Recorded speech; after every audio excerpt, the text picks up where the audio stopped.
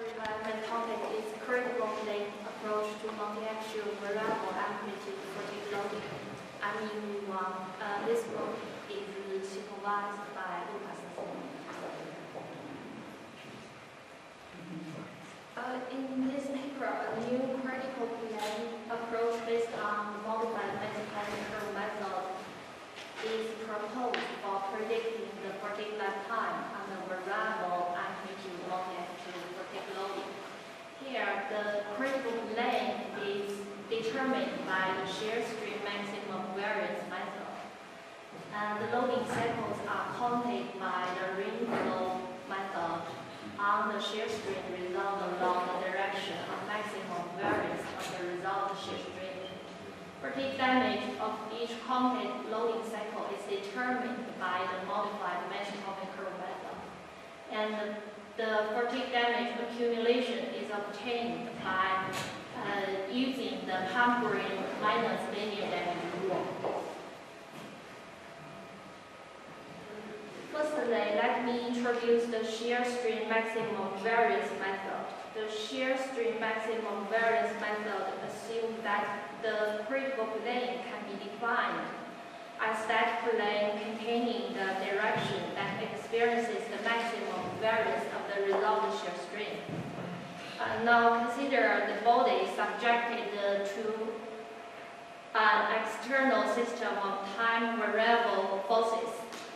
Assume that point O is the most critical location for the correct initiation phenomenon, and consider a generic material plane delta passing through the above point. The Q is a generic direction lying on plane delta and passing through point O. The strain state at point O can be defined through the following strain tensor. The instantaneous value of the shear strain resolved along direction Q can be calculated as this equation, where D is the vector of direction cosines. It can be expressed through angles theta, phi, and alpha. And S is a six-dimensional vector process depending on the strain tensor. Then the variance of the shear strain resolved along direction Q can then be calculated directly as this equation, where C is a symmetric square matrix of order 6, and the terms of the covariance matrix are defined as these two equations. The orientation of the direction experiencing the maximum variance of the resultant shear strain can be determined by calculating the global maxima of the following equation. This flowchart summarizes the algorithm to be used to determine the orientation of the critical plane.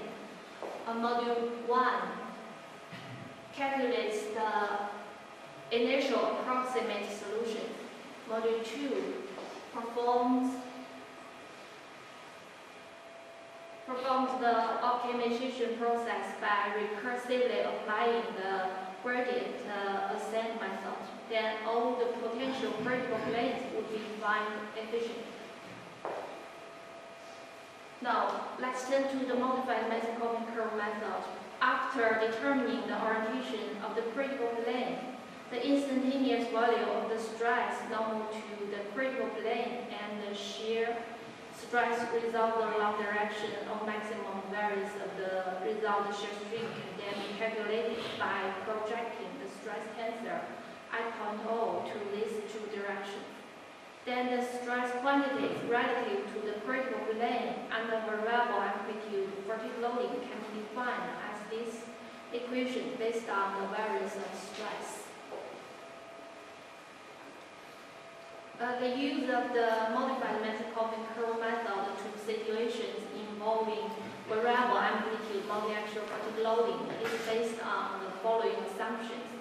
Firstly, initiation and initial propagation of state 1 cracks occur on that material plane containing the direction experiencing the maximum variance of the resultant shear strain, gamma and V. Secondly, the fatigue damage depends also on the stress ratio, rho bar. Ruba is defined as this equation. Now consider a plain cylindrical sample subjected to fully reversed uniaxial cyclic loading. According to Manson and Coffin, under fully reversed strain-controlled conditions, the fatigue strength is modeled by the following well-known equation. This equation can be rewritten in terms of shear strain amplitude as follows.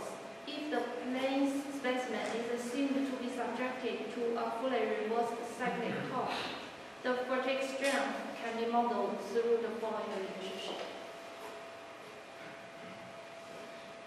Then, under a given value of the rho, the profile of the corresponding modified Manson-Coffin curve can be described by the following general relationship.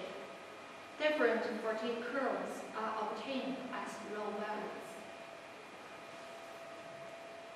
This figure summarizes the in-field use of the proposed approach to estimate fatigue lifetime and the variable amplitude multi-axial fatigue loading.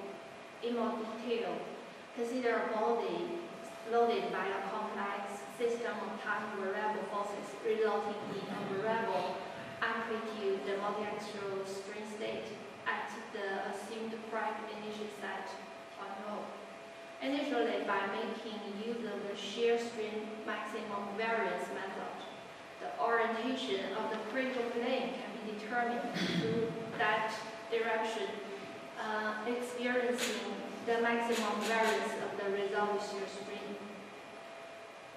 By projecting stress tensor normal to the critical plane and along direction of maximum variance of the resultant shear strain, the instantaneous value of the stress normal to critical plane and the shear stress result along direction of maximum variance of the resultant shear strain can then be calculated. By post-processing these two stress signals, their mean values as well as their equivalent amplitudes can be determined. Subsequently, critical plane stress ratio rho can be estimated. According to the determined value of rho, the appropriate modified Manson-Coffin curve can now be estimated. After determining the appropriate reference fatigue curve by using the classical rain flow method, the shear strain history results along the direction of MV is post-processed. Then the corresponding shear strain spectrum is built directly. Finally, from such a spectrum, fatigue strength and the variable amplitude multi-axial fatigue loading can be predicted according to Pumperin and Manners' rule. The accuracy of the proposed approach in predicting fatigue lifetime and the variable amplitude multi-axial fatigue loading was tracked by reanalyzing the results selected from the technical literature. Both the strain loading history and the stress loading history at the assumed correct initiation site are needed. If the stress loading history were given in the original literature, they were calculated by using the model proposed by Jiang and Sehitoglu at 1996. There are strain paths, stress paths, result shear strain history, and spectrum of the result shear strain, and the critical plane for one complete strain block. This one is under R0 path for S45C still generated by King. The strain loading history was given in the original literature. The stress loading history was obtained by using Jiang's model. By projecting the strain loading history to the direction the result shear strain history for one loading block will be obtained. And the cycles of the result shear strain history can directly be plotted by using rain flow method. This is another sample. Under FRI path for 10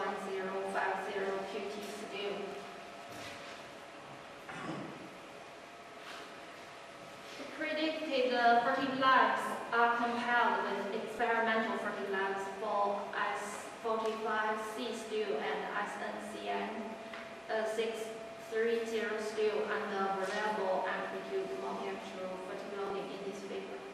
As it can be seen from this figure, 81% of the data are within scatter band of 3. Data points under loading blocks with a considerable portion of extra loading such as ATPA and AV are outside of scatter band of 3 from prediction. Fortunately, they are conservative. The predicted versus experimental fertilized time diagram for 1050 QT steel and 304L steel is shown in this figure. As it can be seen from this figure, all the data are within scatter bands of 3 from prediction.